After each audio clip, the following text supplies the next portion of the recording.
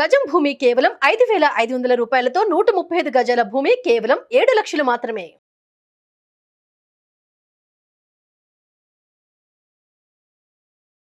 నమస్తే సార్. నమస్తే ఉషా గారు. పల్లవి ప్రశాంత్ కేసుకి సంబంధించి ఒక సుమోటోగా తీసుకోవడం జరిగింది కాబట్టి, అవునండి. బట్ ఇలాంటివి బయట ఎవరైతే ఫ్యాన్స్ అని మనం మాట్లాడుతున్నామో, ఒక పెద్ద హీరో సినిమా రిలీజ్ అయినప్పుడు దానికి ధీటుగా ఆపోజిట్లో ఇంకొక హీరో అయినప్పుడు కూడా థియేటర్లో అటువంటి అల్లర్లే మనం చూస్తూ ఉంటాం. ఒక షోకి సంబంధించి ఇద్దరు కంటెస్టెంట్స్, ఒకళ్ళు రన్నర్ ఒకళ్ళు విన్నర్ అయినప్పుడు రన్నర్కి సంబంధించిన ఆడియన్స్ ఉంటారు, విన్నర్కి సంబంధించిన ఆడియన్స్ ఉంటుంటారు. ఆ ప్రాసెస్లో అవే కేసులు వాళ్ళపైన కూడా మరి యాక్సెప్ట్ చేయాలి, వాళ్ళని కూడా పరిగణలోకి తీసుకోవాలి, విచారించాల్సిన అవసరం ఉంది. ఇక్కడ పల్లవి ప్రశాంత్ ఎవరైతే కామన్ మ్యాన్ రైతు బిడ్డ అని మాట్లాడుతున్నారో అలా చూసి చిన్న చూపుగా చేయడం జరిగింది అంటారా? దీన్ని ఏ విధంగా భావించవచ్చు? చట్టాన్ని మనం అందరం గౌరవిస్తాం సార్, బట్ చట్టం అందరినీ ఒకేలా ఇక్కడ ట్రీట్ చేస్తుంది అనుకోవచ్చు. చట్టానికి ఎవరు చుట్టాలు లేరు అన్నది ఫ్యాక్ట్, కానీ చట్టంలో కూడా పనిచేసేది మనుషులే అన్నది ఫ్యాక్ట్. మనం ఈ మనుషుల వల్ల యావత్ డిపార్ట్మెంట్స్కి నెగిటివ్ నేమ్ ఎప్పుడూ ఇవ్వకూడదు. ఓకే, కానీ ఈ మనుషుల వల్ల నెగిటివిటీ బయటకు వెళ్తుంది. నేను మీకు చెప్తాను అది ఎలాగో. ఇప్పుడు ఒక పెద్ద హీరో, మీరు ఇందాక అన్నట్టు పేర్లు అప్రస్తుతం, ఒక పెద్ద హీరో ఫ్యాన్స్ ఇంకొక పెద్ద హీరో ఫ్యాన్ని ఒక ఆయన ఏదో కొడతాం జరిగింది. అన్ఫార్చునేట్లీ ఆయన చనిపోతాం జరిగింది. ఈ పెద్ద హీరో వెళ్ళి ఆ ఫ్యాన్ని అలా కుటుంబాన్ని పరామర్శించడం కూడా జరిగింది.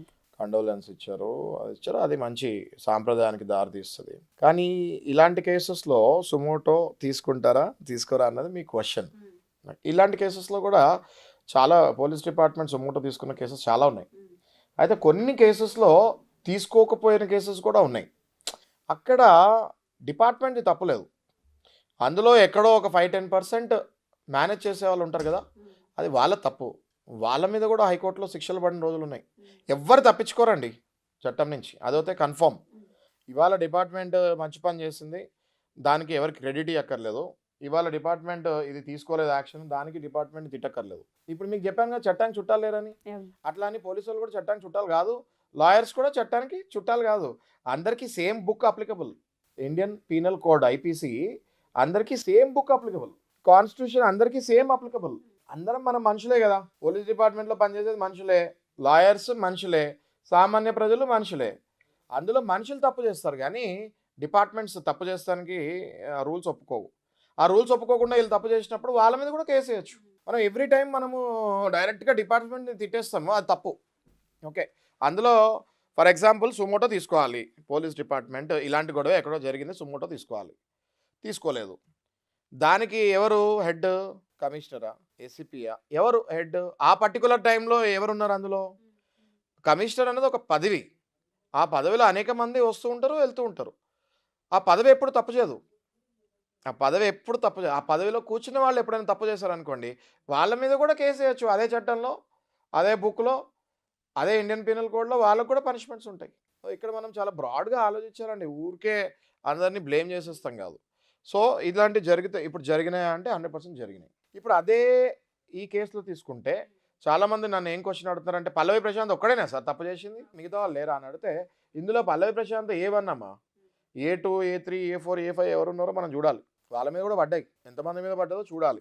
చూసిన తర్వాత మనము డిపార్ట్మెంట్ని నిందేయాలా వద్దా అన్నది అప్పుడు ఆలోచించాలి. ఇప్పుడే it will be very early to ఎవరైనా నింద చేయాలంటే. ఒకవేళ ఎవరి మీద ఇంపార్టెంట్ వ్యక్తుల మీద వేయలేదు అనుకుందాం సుమోటో, అప్పుడు అది తప్పు, అది న్యాయపరంగా మనం పోరాడాలి. ఆల్రెడీ సార్ 24 అవర్స్ అవుతుంది, ఒక కామన్ మ్యాన్ మాత్రమే మీడియాలో రచ్చ కింద కనిపిస్తూ ఉన్నారు. ఉషా గారు మీరు అర్థం చేసుకోండి, ఆయన టైటిల్ విన్నర్. ఓకే, ఆయనే కనపడతాడు. ఇక్కడ మనం డిపార్ట్మెంట్ తప్పడటానికి ఎక్కడ ఉంది? ఈ టైటిల్ విన్నర్ని చేసిన వాళ్ళు ఎవరు? ఆ యాజమాన్యం ఎవరు? తప్పకుండా వాళ్ళు స్పందించాలి. వాళ్ళని స్పందించు అని మనం ఫోర్స్ చేయలేము. వాళ్ళంతటా వాళ్ళు వచ్చి ఏ రకంగా స్పందించాలి అన్నది చూసుకోవాలి. వాళ్ళకు కూడా లీగల్ అప్లికేషన్స్ ఉండొచ్చు స్పందించాలంటే, వాళ్ళు లీగల్ ఎక్స్పర్ట్స్ ఇది తీసుకోవచ్చు. కానీ యాజ్ ఏ హ్యూమన్ బీయింగ్ స్పందించాలి. ఎలా స్పందించాలి? ఇలా జరిగినందుకు నేను ఎంతో బాధపడుతున్నాను, ఇలా జరగకుండా మా వంతు ప్రయత్నం మేము నెక్స్ట్ టైం నుంచి చేస్తాము అన్నది స్పందించాలి. అది కూడా స్పందించారో లేదో మరి మీకే తెలియాలి, మీడియాకి. ఇంతవరకైతే ఎవరు మాట్లాడిన దాఖలాలు అయితే లేవు సార్. అందులో పార్టిసిపేట్ కావచ్చు, నిర్వాహకులు కావచ్చు, హోస్ట్ అయితే ఎవరైతే ఉన్నారో ఆయన కావచ్చు. అయితే ఇప్పుడు చట్టంలో ఏ బుక్లో కూడా స్పందించాలి స్పందించొద్దు అని రాసలేదు, కానీ అన్ని చట్టం ప్రకారమే వెళ్ళవు కదా, కొన్ని కామన్ సెన్స్లు ఉంటాయి కదా. సో ఒక హ్యుమానిటీ అంటారు కదా, ఆ హ్యుమానిటీ కూడా చట్టంలో ఉంది ఆ వర్డ్. ఓకే, హ్యుమానిటీ ఉండాలి అనేసి. సో ఒక మనిషి ఇన్ని రోజులు మన దగ్గర కంటెస్టెంట్లా ఉండి మన బయటకు రాగానే మంచి ఈ టైంలో మంచి ఎంజాయ్మెంట్ సెలబ్రిటీ స్టేటస్ తీసుకొని ప్రెస్కి మీ ఇంటర్వ్యూస్ ఇచ్చే టైంలో జైల్లో ఉన్నాడంటే ఆ యాజమాన్యం అట్లీస్ట్ హ్యుమానిటీ గ్రౌండ్స్లో బయటకు వచ్చి అయ్యో ఇలా జరిగింది ఏంటి, ఇందులో మా తప్పు కూడా అంటే యాక్సెప్ట్ చేయక్కర్లేండి. యాక్సెప్ట్ చేయక్కర్లే, ఇందులో మా తప్పు కూడా ఉందని లోపల అట్లీస్ట్ ఫీల్ అయితే బయటకు వచ్చి అట్లీస్ట్ సమ్ సింపతి అయినా చూపిస్తే కొంచెం ఆ అబ్బాయికి ఊరట కలుగుతుంది. ఎగ్జాక్ట్లీ. లా పట్ల అవగాహన లేకపోతే ఇలాంటి తప్పులు చేస్తారు. అందుకే అందరు లా పట్ల అవగాహన రావాలి. చిన్న తప్పు చేశాడు, ఎప్పుడైతే ఈ అబ్బాయి కార్లో బయటకు వెళ్తుండో పోలీసు వాళ్ళు ఆపటం జరిగింది. ఓకే. పోలీసు వాళ్ళు ఆపి బాబు ఇటు నుంచి కాదు అటు నుంచి వెళ్తామో ఏదో సమ్ డిస్కషన్ జరిగింది. అప్పుడు కూడా ఈ అబ్బాయి మళ్ళీ సేమ్ రైతు బిడ్డ కార్డు వాడాడు. అది షోలో పనికొస్తుంది, పోలీసు వాళ్ళ దగ్గర పబ్లిక్లో రైతు బిడ్డ కార్డు న్యూసెన్స్ చేస్తానికి పనికిరాదు. ఆ హైప్లో ఆ గెలిచిన ఆనందంలో చేశాడు అని చాలామంది అనుకుంటున్నారు. గెలిచిన ఆనందంలో న్యూసెన్స్లు నాన్ సెన్స్లు చేయకూడదు కదా. నువ్వు గెలిచిన ఆనందంలో ఇంటికి వెళ్ళి రచ్చ చేసుకో, ఎవ్వరు ఏమన్నారు. కానీ రోడ్డు మీద రచ్చ చేస్తే అది పబ్లిక్ న్యూసెన్స్ అవుతుంది. ఆ పబ్లిక్ న్యూసెన్స్ కిందే పడింది సెక్షన్ 290, 427 ఈ కేసెస్ అని పబ్లిక్ న్యూసెన్సే పడింది. ఎన్ని కేసులు పడ్డాయి సార్ అసలు అబ్బాయి మీద? దగ్గర దగ్గర 8 సెక్షన్లు అంటున్నారు.